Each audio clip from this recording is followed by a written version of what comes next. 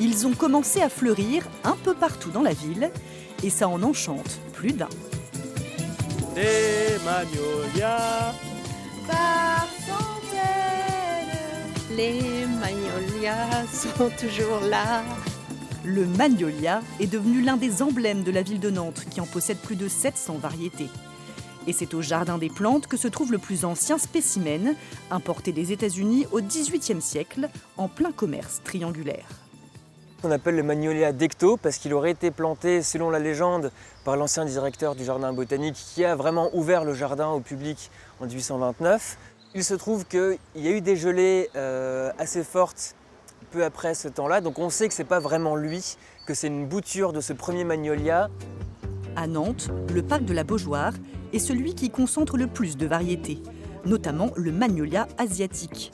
Contrairement au magnolia d'Amérique, ses fleurs sortent avant ses feuilles, ce qui en fait un arbre remarquable et remarqué. Alors celui-là, je l'aime bien. D'abord, il est odorant et je trouve qu'il a une floribonté. Je ne sais pas si c'est français, mais enfin, il a une abondance de floraison qui me plaît bien. Voilà. Et puis là, il est au top. Elle est exceptionnelle, cette floraison, cette année, tout simplement parce qu'il y a des conditions climatiques qui sont exceptionnelles, dans le sens où on n'a pas de gelée. On n'a pas trop de tempête au moment de l'ouverture des boutons. On y trouve des magnolias aux couleurs rares. Ce magnolia, il s'appelle Petit Chicon, c'est amusant, c'est une sélection belge.